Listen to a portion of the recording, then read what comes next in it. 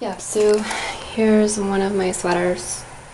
Here's a pair of pants. Here's the pair of jeans that I bought the other day. This is my laundry basket, right? It's empty. I just did laundry. And here's the rest. Here's the rest of my clothes. Maybe you can't see it. It's oh, you can't. You kind of can't. Alright, so I'll bring the pants over if I can. I don't know. Yeah, maybe that's better. Yeah. That's the rest of my clothing, right? Here's a sweater. Here's a long sleeve shirt that I've had since I was homeless. Here's a pair of jeans, right? Here's two shirts. This is a pair of sweatpants. I wear these to sleep in.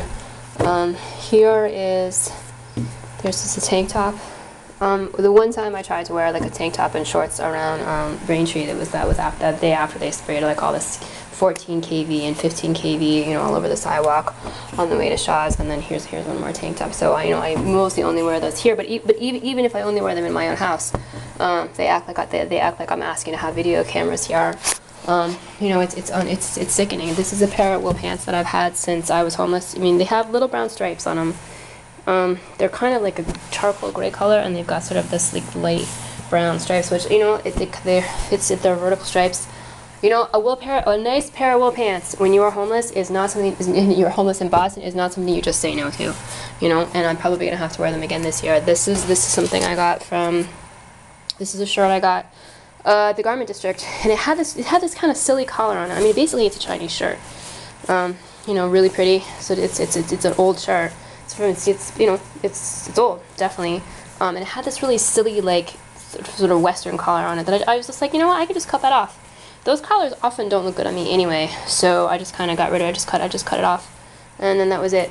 You know, it looks a lot better without the collar, but of course I don't have an iron, so I have only been able to wear it like once. And this is you know, a sweater that I wore during the summer. It's one of those light sweaters that doesn't really cover. You know, it's not really for warmth. It's just kind of like a cover up. It has a hole in the sleeve now. So it's got a hole now. And I think it does say only to hand wash, and I did put it in the regular wash, but it's just, you know, I get tired of taking the time to like wash things by hand all the time. I mean, everything, of course I got, you know, at discount places, or I got them, you know, in a homeless situation. This is the one dress I have. I bought this over the summer. I bought this at a discount place. You know, this was my summer dress, and I would wear it with the gray sweater, and that's it.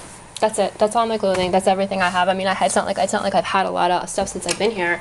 You know, mostly I can't even leave the house. You know, it's $200 a month. You know, that you get from benefits. So it's not like it's not a lot of money. And then they cut your food stamps, so you know you have to spend more money on foods. So there's that. I kind of wanted to start with that. Yeah. So let's see. Mr. Turk of Turk and Quijano, was a few weeks ago. He had something posted. They had something posted on their website talking about how when you evict someone, you know, you should make sure that she has to also pay to have all of her belongings moved, and you know, and that sort of thing. And he said, I actually took video of it and I posted it. It was something that said, well, she can put her belongings oh so gently on the street, and it was just, the whole thing was just like, you know, really really mean. And I have to say, I don't know where he thinks I got my possessions from, but they're all donations. Everything, almost everything. I mean, the bed I got from Sleepy's.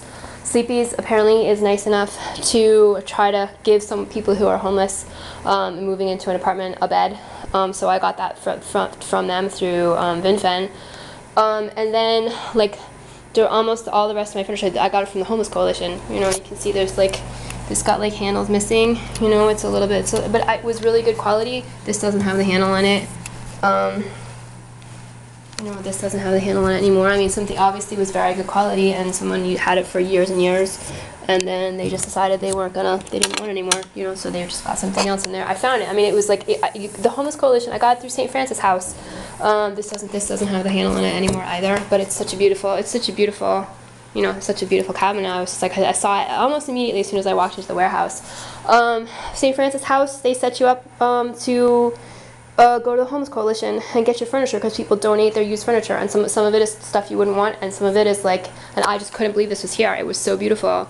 You know, it's got like, but if someone donates it, it's because it's worth something, and they were nice enough to donate it when it still had some use. So, you know, could someone could actually get some use from it still. It's, you know, honestly, sometimes I think about this. I think about this cabinet, and honestly, it was actually the night before I was supposed to have my appointment to go to the Homeless Coalition, because St. Francis House also gives you, like, they'll pay for you to get a truck to get the stuff and move it here. I was thinking about killing myself the night before. I really was. It was one of those nights when it was just so tough. Everything I know, everything I'm still going to be dealing with forever. And I was just like, all right. And I just didn't. And then I went to the Homeless Coalition warehouse.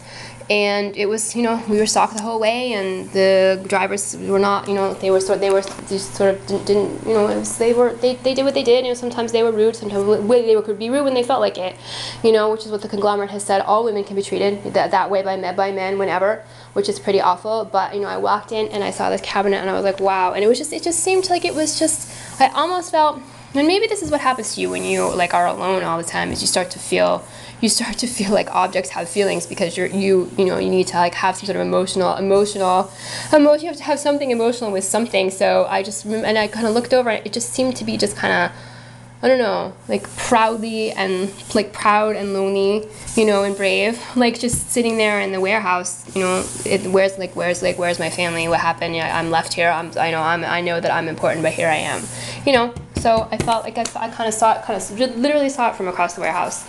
And then, you know, this other stuff is like this is also all from the Homeless Coalition. Apparently hotels will donate their bureaus and stuff, their lamps. So that's the lamp too. This was kind of in the houseware section. Let's see.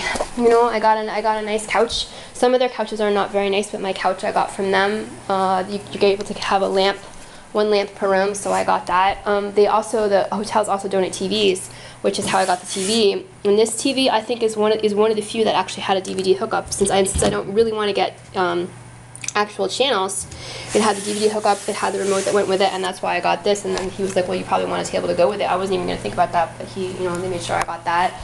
And then this stuff is from, this is some of the stuff that VinFan gave me, $200. It's just how they treat any client, though. Anybody, you know. Anyway, there was this nice mirror. Sometimes you get new stuff at the Homeless Coalition, and then this stuff was from VinFan, $200 to get some houseware stuff. My vacuum I was never able to put together. I got that through VinFan too. That thing where I said the post office gave me this final notice they were going to send that they were going to return something. That was probably the screws. That was probably the screws for the vacuum, because it's like a put it together yourself vacuum. The screws were never in there. I called up the company and said, can you send me the screws? And the next thing I know, you know, it was weeks and weeks later, the postal service gave me this postcard saying we're sending back his package. But they had never told me about it in the first place.